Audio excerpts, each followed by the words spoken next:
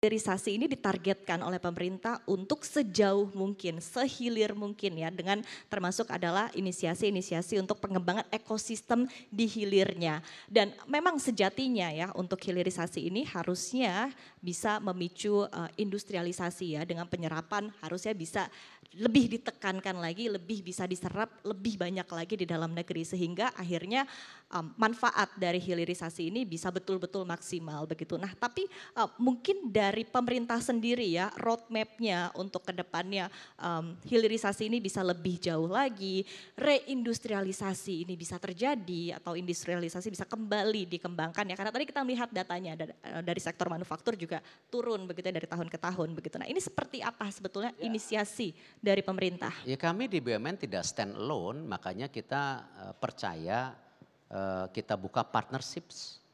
Ya, kita mungkin di Vale ya itu kita berpartner dengan Volkswagen, ya kita dengan Ford, dengan Antam sendiri insya Allah kalau memang semuanya sesuai 2027 kita sudah mulai produksi baterai sendiri. Udah gitu, step-stepnya kita lakukan. Kita coba cari the best partner untuk menjadi bagian supply chain daripada tentu EV dunia yang tadi dibilang oleh Pak Seto gitu. Nah, hal-hal ini yang memang konseptualnya tadi saya ulang lagi, tidak mungkin kita BUMN berdiri sendiri.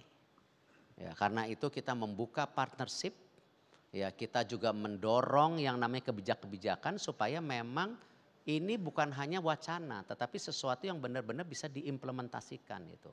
Dan fakta-faktanya tadi saya sudah sampaikan sudah ada mulai hasilnya. Ya, apakah baterai tanggal 2027, apakah tadi alumina yang akan sudah mulai tahun ini, Freeport tadi pagi saya meeting dengan Pak Tony Wenas akan mulai bulan Juni, ya kan kemarin kan sempat kebakaran delay sampai September, tadi mau dipercepat bulan Juni. Jadi kita speed up semuanya, paling tidak dengan paling foundation yang kita punya hari ini, palingnya kita sudah punya breakthrough gitu. Nah, tapi tadi disampaikan oleh para pembicara tidak cukup hanya itu, harus lebih dari itu. Bagaimana negara-negara tetangga kita itu kalau melihat sebuah terobosan yang ingin menjadi batu loncatan, mereka sangat serius. Nah, kita yang kadang-kadang konsolidasi ini kita belum rapih. Gitu. Kita selalu kelemahannya seperti itu. Dan ini yang kembali saya selalu nekankan ke teman-teman BUMN, kita harus menjadi agregator daripada semua stakeholder. Memang capek kerja kita, ya. Tapi itulah ya upaya kita karena kalau kita nggak mampu, ya udahlah private sector investasi nggak akan mampu. Kita yang dimiliki negara aja nggak mampu, apalagi mereka gitu. Nah inilah kenapa kita mesti berani juga menjadi lokomotif untuk menjadi point of discussion, point of solution untuk tadi supaya resultnya yang diharapkan oleh Bapak Presiden Pak Prabowo dengan pertumbuhan yang sangat signifikan tinggi ini memang bagian tidak lainnya hilirisasi ini. Emang kuncinya ini, nggak ada yang lain. Industrialisasi, hilirisasi harus menjadi opsi. Apakah hilirisasi yang advance atau yang apa. Nah cuman ada kadang-kadang tadi dibahas R&D. Nah ini yang jadi masalah juga. Ya. Saya pernah ingin bikin terobosan mengakuisisi sebuah perusahaan atau inovasi mobil di Eropa.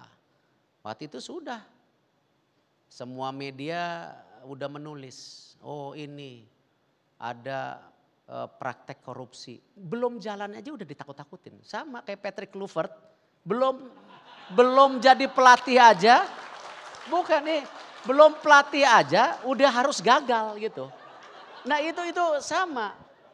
Kita tadi bicara ya Finvest. Finvest itu didukung habis oleh pemerintah. Sekarang mobilnya ada di sini Finvest. Jadi taksi.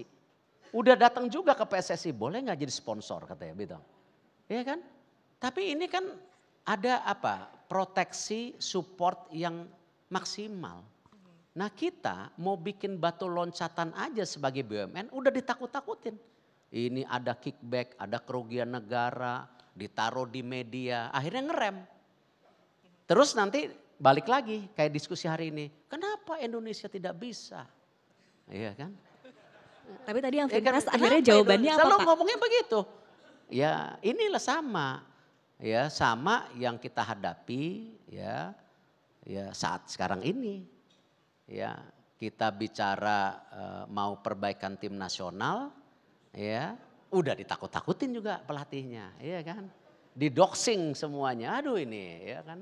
Jadi tapi tadi don't worry, tapi itu bagian perjalanan yang memang yang membuat bangsa kita kuat juga ya. Ya memang ya kita selalu ribut dulu ya, nanti jadi ya ribut lagi juga gitu.